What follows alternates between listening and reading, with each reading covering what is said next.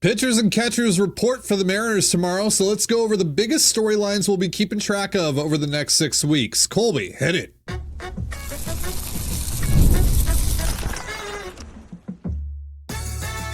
You are Locked On Mariners, your daily Seattle Mariners podcast, part of the Locked On Podcast Network, your team every day. Ahoy, sailors. It is Tuesday, February 11th, 2025. This is Ty and Colby Patnode for the Locked On Mariners podcast, part of the Locked On Podcast Network, your team every day.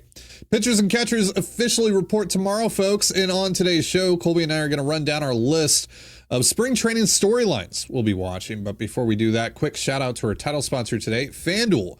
Right now, new FanDuel customers can get $150 in bonus bets if your first $5 bet wins. Download the app or head to FanDuel.com to get started. And if you want to hear from me and Colby even more and help support the show, check out our Patreon. All you have to do to check that out is click the link in the description of this episode. So let's go over some of the big storylines heading into spring training that we're going to be keeping an eye on over the next 6 weeks. These are strictly spring training storylines. These aren't storylines for the season as a whole. So let's start with an obvious one here, Colby. Stan Wilson's first spring as the manager of the Mariners. New hitting staff. The rest of the coaching staff is the same, but the hitting staff is different. Got Edgar Martinez as the senior director of hitting strategy. Kevin Seitzer comes over from Atlanta along with Bobby Magallanes to serve as the team's hitting coaches. How do you think this will shake out? Do you have any expectations for Dan in his first spring? Do you think that will maybe differ from Scott Service's? I don't know. Do you have any thoughts on Wilson heading into his first spring? Not really. It's kind of tough to get a gauge on this because, again, the guy hasn't managed anywhere with the exception of the last, 38 games or whatever it was last year. So he's never had to do this before. He's never had to set a culture. He's never had to, set course on the path of an entire season before. Like, he's never had to do most of what his job is. And so, yeah, there are some concerns. How quickly can he get buy-in? How much of a difference is there going to be? Because like you said, it's pretty much the same staff coming over. And honestly, it's pretty much the exact same team, which is stupid, but that's a different conversation. So, how much difference is there going to be? How much buy-in can he get if there is a difference? And there's not significant differences between how he's going to do things and how Scott's going to do things, then is he going to get buy-in that way? Because the Mariners would like us to believe that Scott Service was a massive problem last year, and he was the reason, along with hitting coaches, as to why it wasn't the players' faults. It was the guys that got fired. It was their fault. That's what the Mariners want you to believe. And so if Dan is just doing roughly the same thing that Scott Service did, like, how is that going to help? How is that going to, make your team better? So it's kind of an interesting thing. The only manager that, Dan has been around the last couple of years was Scott Service. And we know Dan was at spring training and, the last few years, and he would kind of mostly work with the younger guys, but he was there. So I'm sure he's picked up some things. And obviously, he was a player for 12, 13 years. So he's got spring training experience to fall back on, but it's his job. And right now, this is the biggest job he has, is setting the culture and kind of setting, clubhouse expectations and things like that. Like, that's it. The in-game stuff, whatever, that's pretty minimal when you look at the 162 game sample size. He'll make some good calls. He'll make some bad ones, whatever. And he'll have help there. But this is his team. And, it's his responsibility to set this thing up in a way that's going to be successful and is going to get buy-in. Can he do that? We have no evidence to suggest he can.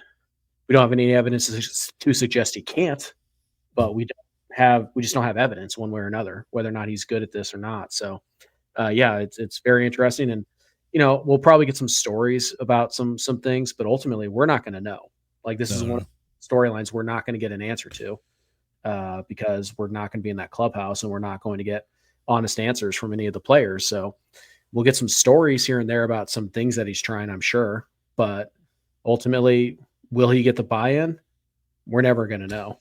To further your point, it did seem like there was buy-in from the clubhouse once he took over, and the vibes did seem like they improved over those final 6-ish weeks of the season. And obviously the offense was a lot better. But yeah, it's going to be really interesting to see if he's able to carry that over now that we've had a few months off in between now and then, or in between then and now. And so can he capitalize on that? It's going to be pretty much the same clubhouse as it was, back at the end of September. So that rapport that he built with that clubhouse, with those players, it's pretty much going to be the same. So can he build upon that? Can he capitalize that? Can he ride that wave of momentum that he essentially created over those final 6-ish weeks with the team? Yeah, but it's big difference between 6 weeks and 6 months. So it's a pretty big, storyline. Yeah, because also those final 6 weeks, it's a big change. There's a different voice in the clubhouse. Things are fresh. Things are a bit more loose. You don't really have anything to lose. Scott Service already got fired.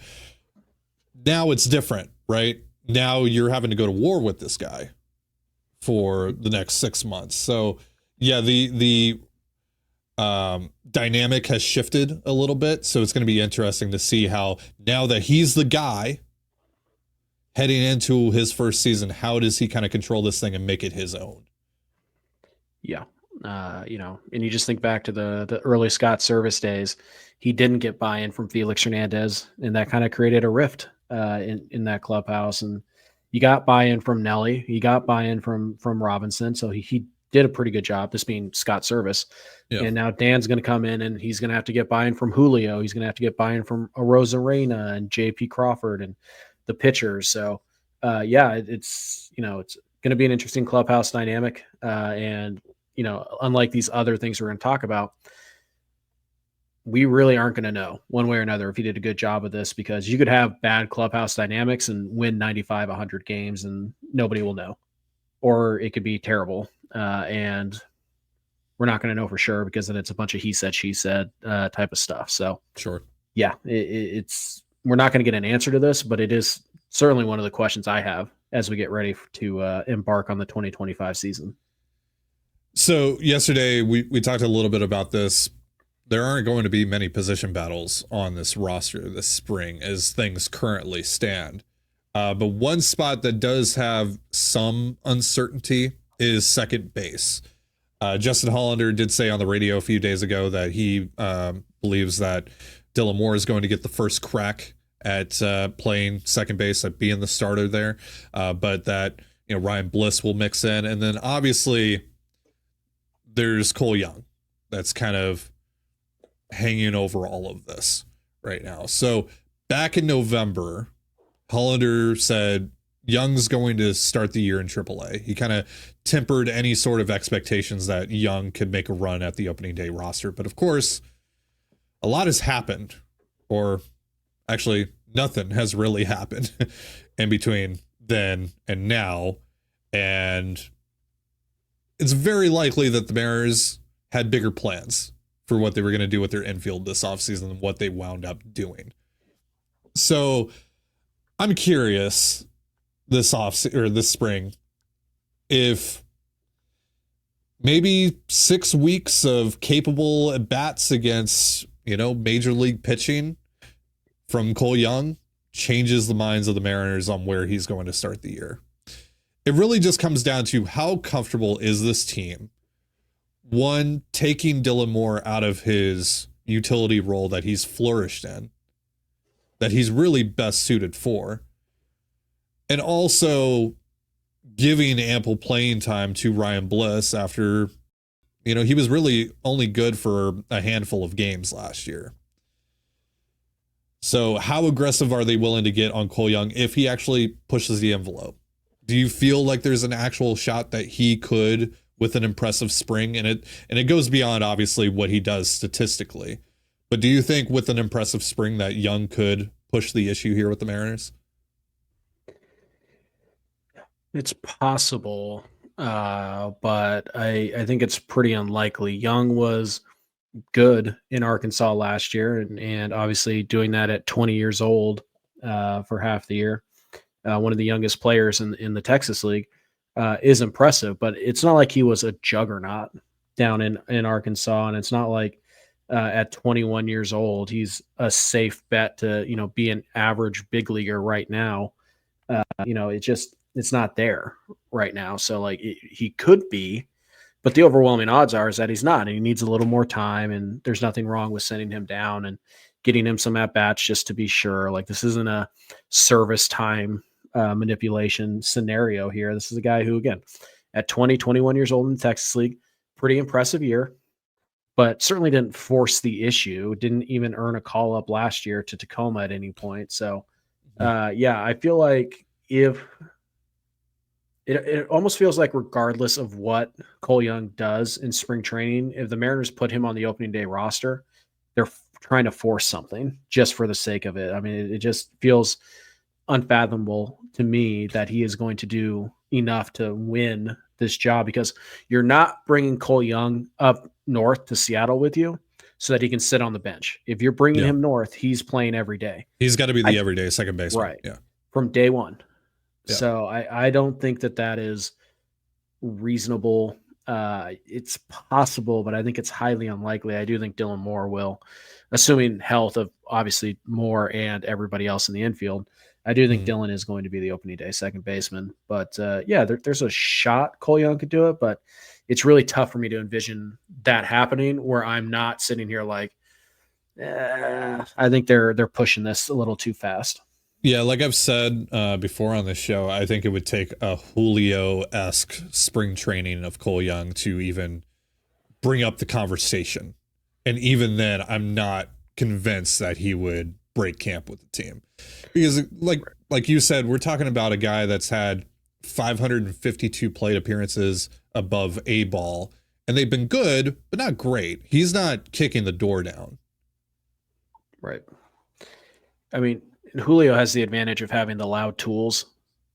The power is obvious. The speed is obvious. The charisma and all that stuff is obvious. It just like Young is just kind of more of a, well, he's not a superstar, right? Like there's really no superstar upside to Cole Young. So it's going to be harder for the team to, and for us in particular, to look at that and be like, yeah, this guy's just a big leaguer. You can tell just by watching him. Julio, it was obvious. It was so obvious from day one of that camp that like he's one of our 26 best. He's ready to do this now. Young is just going to have a hard time showing that because, again, he's not going to make the super loud contact over and over again. He's not going to make ridiculous diving catches out in the outfield and, be the fastest guy on the field and all that stuff. It's going to look different for Cole Young. So, yeah, it's an uphill battle for sure. Young will be up and he'll probably get significant playing time this year, but I don't think it's going to be on opening day. I'd be pretty surprised if it was. All right, so we have more storylines to go over in just a moment, but first, a reminder, this episode of the Locked On Mariners podcast is once again brought to you by FanDuel. When the game tips off, the NBA action is just getting started, and there's no better place to get in on it than FanDuel, America's #1 sportsbook. With FanDuel, you can place live bets throughout the game. So even if you miss the opening tip-off or want to bet on a fourth quarter comeback, you can stay in the action. And if you're looking for a bigger payout, you can even combine your live bets into a same-game parlay. I love using FanDuel's live betting feature because it keeps every moment of the game exciting. Whether I'm backing my team for a late-game rally or picking a player to hit a clutch three, I never feel like I missed my chance. Plus, the app is super easy to use, and when you win, you get paid instantly. Right now, new FanDuel customers can get $150 in bonus bets if your first $5 bet wins. Just visit FanDuel.com to join today. That's FanDuel.com for your shot at $150 in bonus bets. Make every moment more with FanDuel, the official sports betting partner of the NBA. And you're listening to the Locked On Mariners podcast. So, another big storyline going into the spring is, will Mitch Haniger survive the spring? I think we kind of assume that, because he's due $17.5 million, that the Mariners are at least going to try and get something for their money rather than just cutting bait. But You looked at this roster, Haniger's fit makes no sense. Shouldn't play in the field. I assume the opportunities that he would get offensively would be against left-handed pitchers, but he was also really bad against lefties this past year. He was actually pretty good against righties, but against righties, like, you have Donovan Solano, you have your 3 outfielders, you have Luke Raley, and by the way, even against lefties, Mitch Garver should be probably DHing on those. Now, some days he's going to be catching, and Cal's going to get the day off, but you're also not just going to bench Cal Raleigh anytime there's a lefty on the mound. So Garver is probably going to get some run at DH with Raleigh also in the lineup. So again, when is Mitch Haniger actually going to get in the lineup? This was kind of expected, even if they do cut bait, this was kind of expected that they would carry him into spring training in case, injury happens or something like that. At least they have Mitch Haniger in their back pocket, which, yeah, but at least, yeah, I don't want to be disrespectful to a guy that's done a lot for this organization, but I will be. Haniger's toast. Yes, yes, yeah, and not like good toast. He's burnt. Like, it is char inside of his knees, and he's done. He's done. Yeah. Thanks for the years, but you're hot garbage now. You can't hit, you can't field, you can't run.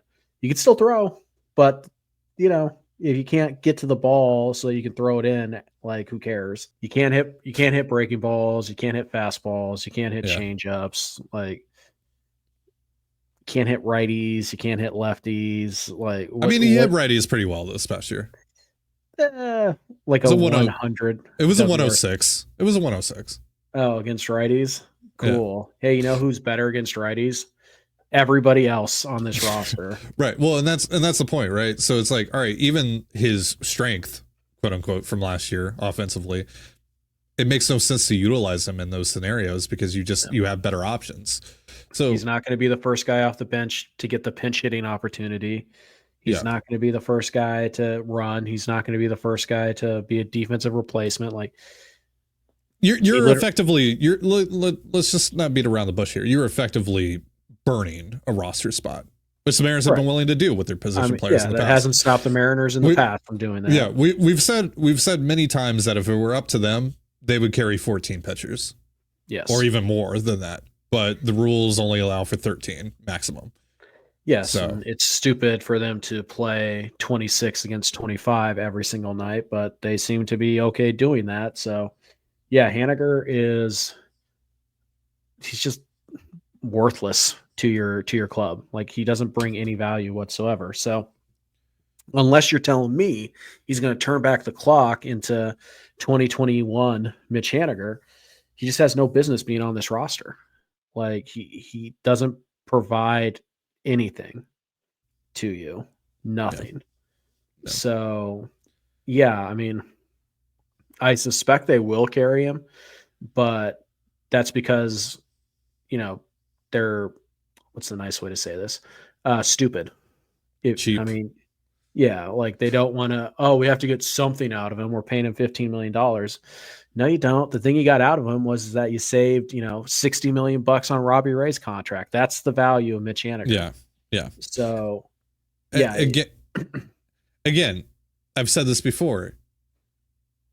That $17.5 million, or maybe it's 15.5, we're still not sure on the specific number, but whatever. That number might be better spent just not having Haniger on your roster at all.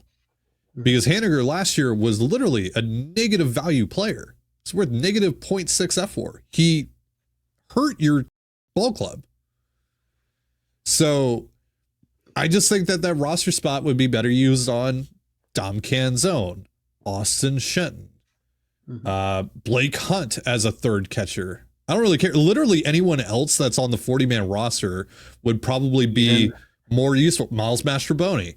Even Cade Marlowe and Samad Taylor, who are off the 40-man roster, make more sense on your bench than Mitch Haniger. So, because at the very least, those guys give you some defense or some base running or something, right? Mm-hmm.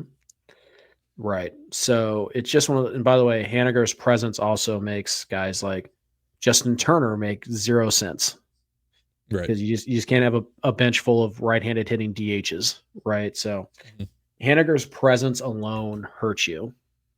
So it's not a big deal yet, but when we get to opening day and Haniger's on the roster and they're not going to put him on he's going to get, 3-4 starts a week. They're going to find a way.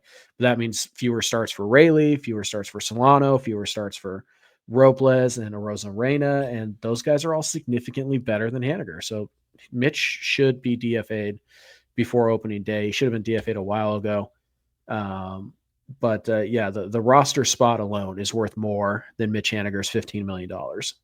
And it just kind of feels like they won't be allowed to make the good baseball decision because ownership doesn't just want to swallow the $15 million, even though they're already doing that, whether he's on the roster or not.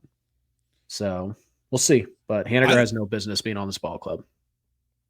I don't even know if I'm convinced that they'll try to get him in the lineup actively. Because, I mean, in September, he played 1, 2, 3, 4, 5, 6, 7, 8, 9, 10, 11, 12 times, I believe. 3 of those came in the last series where they were just trying, they didn't care. They were just playing him. Right. And then there was a week-long gap in between starts for him. There was typically about anywhere from a 3 to a 5-day gap in between appearances for him. Like, they hardly played him at the end of last year. I don't know if I'm entirely convinced that, they're not going to do the same thing to start this year. Because again, I don't know how it makes it. And you just have better options both against lefties and righties. So there are going to be some days where a guy needs a blow or a couple of guys need a blow and just Haniger is going to find his way into the lineup. But I think those opportunities are going to be so few and far between. And even with those opportunities, wouldn't you rather take those limited chances and give them to a guy like Dom Canzone to see if he actually does something? It just Haniger's, I love you, Mitch. It'd be great if you snuck onto this roster and somehow turned back the clock to 2021 for one last go, like Hunter Pence did all those years ago. That'd be amazing. It's not going to happen. You're washed. It's unfortunate, but it's sad. It's hard to watch too. So it's a bummer, but Mitch there's no value to him on this roster, and trying to force something there, you're just throwing. It's just that good money. The injuries and the age has finally taken its toll on him. Yeah. You're listening to the Locked On Mariners podcast. So let's talk a little bit about Jorge Polanco here. So they declined his club option to start the year. They hit brick wall after brick wall trying to find infield upgrades. They end up circling back on Polanco and sign him to a 1-year, $7 million deal with a ton of incentives. So this is now coming off of off-season patella tendon surgery for Polanco. And on top of that, they're asking him to play third base, which is a position he's played just 180 career innings at. So, the big storyline going into spring is he healthy enough to actually play in the spring games right away? And 2, what the hell is he going to look like at third base? Yeah. Tough to say. One thing I can tell people is that there's some people out there they're just going to bunt every single time. No, they're not. Professional athletes are not going to bunt every single time. Aaron Judge is going to bunt. Right. Yeah. Sure. Yeah. I got to worry about, Jose Altuve bunting 38 times against the Mariners because Polanco. No, come on, guys. But it is interesting, obviously. And how soon Polanco gets into Cactus League games is actually kind of an important thing, particularly in the field, because according to the Mariners, he's 100% right now, which feels like a load of BS, but I guess we'll see.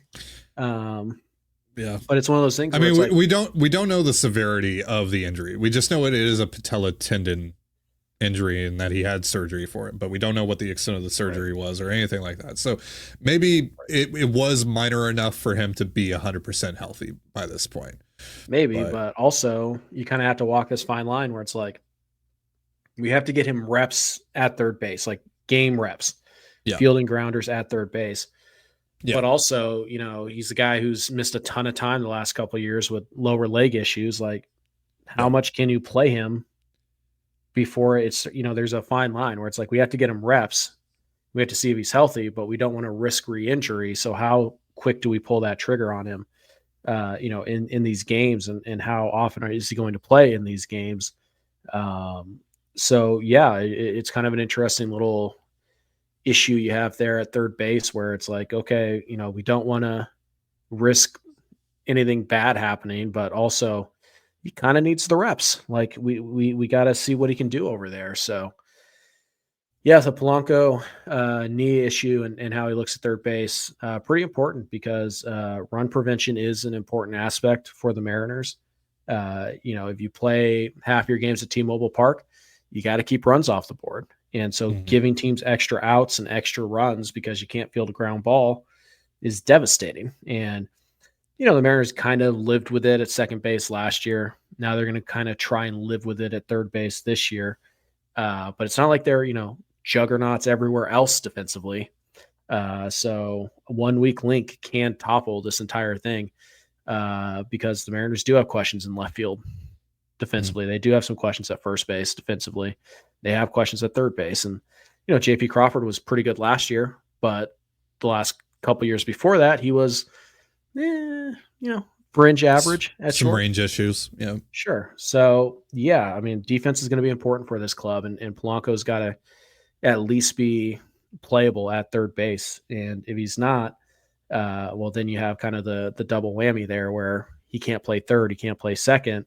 And now we've just spent most of our budget on another DH only type of guy when we have like 4 of those already. Like, it could get pretty dicey. So yeah, him playing a good third base is really important for the Mariners. And it doesn't have to be Josh Rojas, but it can't be, you know, like Ty France trying to play third base. It's got to be passable.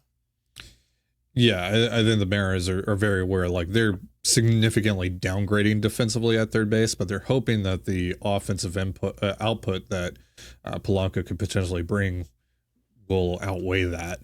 So we'll see. You mentioned JP Crawford. He's another guy that I'm actually really interested to see this spring, just to see if there's any like identifiable changes in his mechanics that he's made to, you know, hopefully bounce back from that disaster of a year that he had. Now, obviously, there were a ton of injuries that certainly play into his struggles, but even before the injuries, he did not look like the same guy that he was in 2023.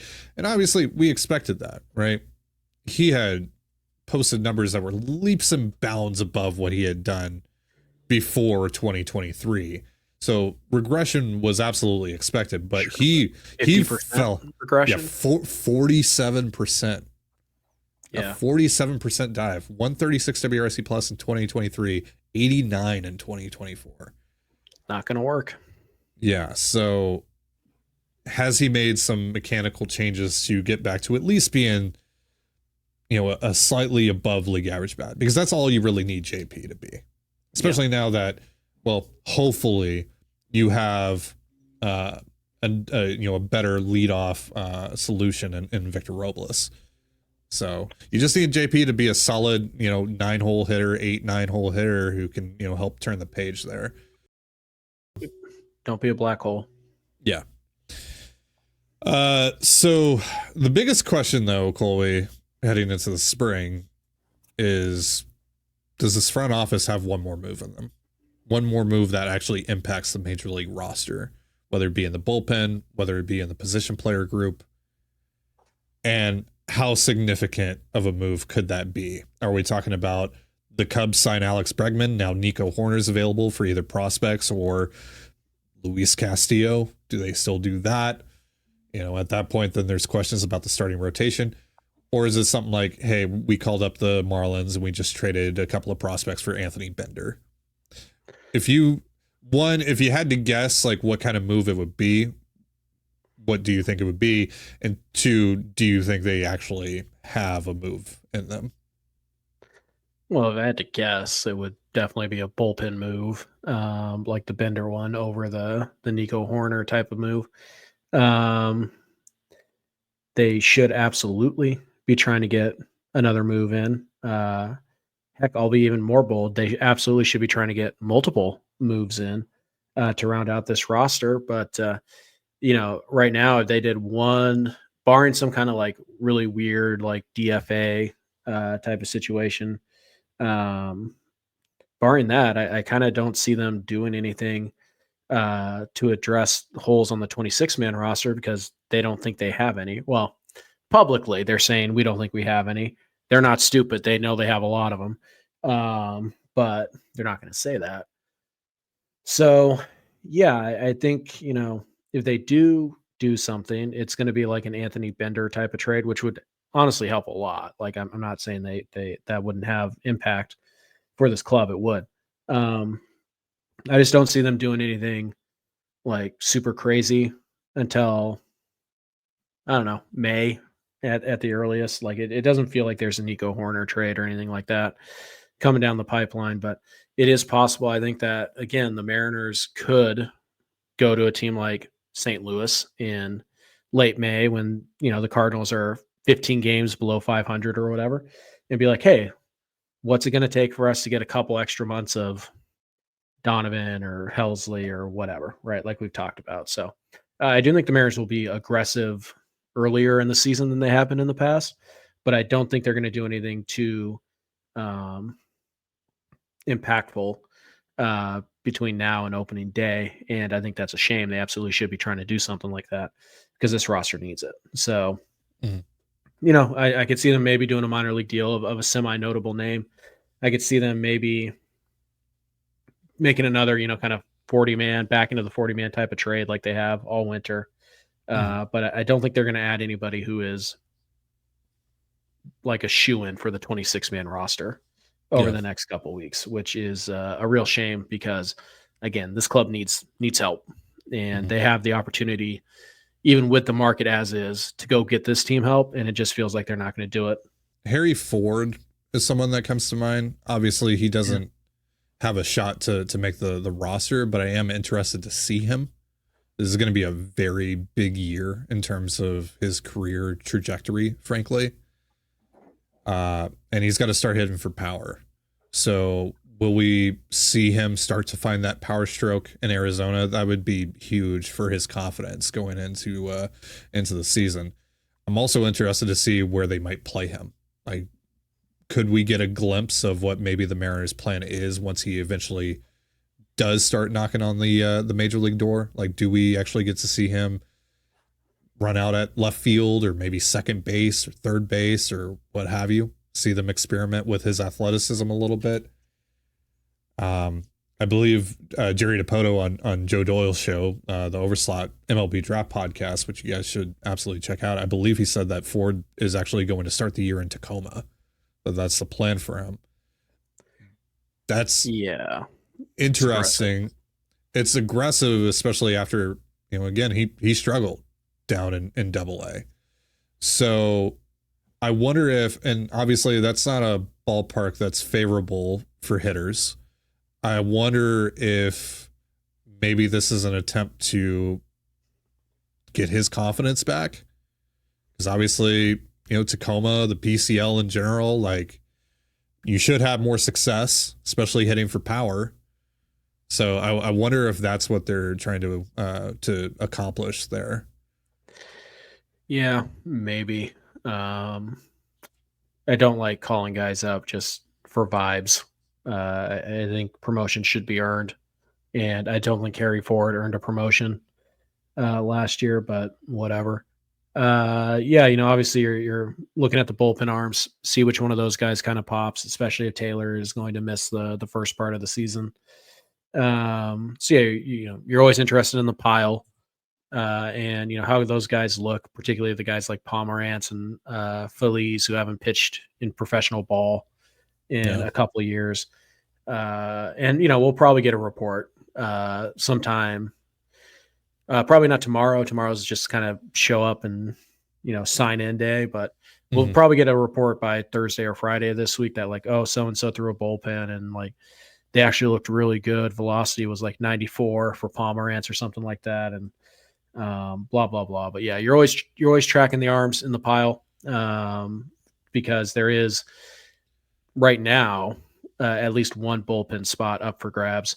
And there's always guys who get dinged up in spring. And so usually ends up being 2 to 3 spots in that last bullpen that are up for grabs. But as we enter spring training, as we enter pitchers and catchers tomorrow, as far as we know, health-wise, Taylor's the only guy who's dealing with anything right now. And Taylor, I think, was penciled to be in the opening day bullpen. So that leaves one spot open potentially. And it also gives guys an opportunity to kind of, force Taylor to take somebody else's spot if one of these arms pops. So we'll see. Certainly that's who you're going to track, in terms of like, could they make the opening day roster? Because like we said at the top of the show, pretty much know who the 26 are. If they're healthy, we pretty much know. So there's really not a lot of battles out there, but there are a few. And one of them is that last bullpen spot. All right. Well, there you have it. So we'll be back tomorrow. Again, we're back to 5 shows a week. So we'll catch you guys tomorrow, but that's going to do it for our show. Thank you so much for joining us here on the Locked On Mariners podcast. For Colby Patnode, I'm Ty and Gonzalez. Be sure to give us a follow on Twitter at @LO_Mariners. You can follow me at Ty and Gonzalez and Colby at CPAT11. That's CPAT11. We're also on Blue Sky. You can follow me at TDG, Colby at MLB Colby, and the show at Locked On Mariners. Have yourself a beautiful baseball day, and we'll see you next time. Peace.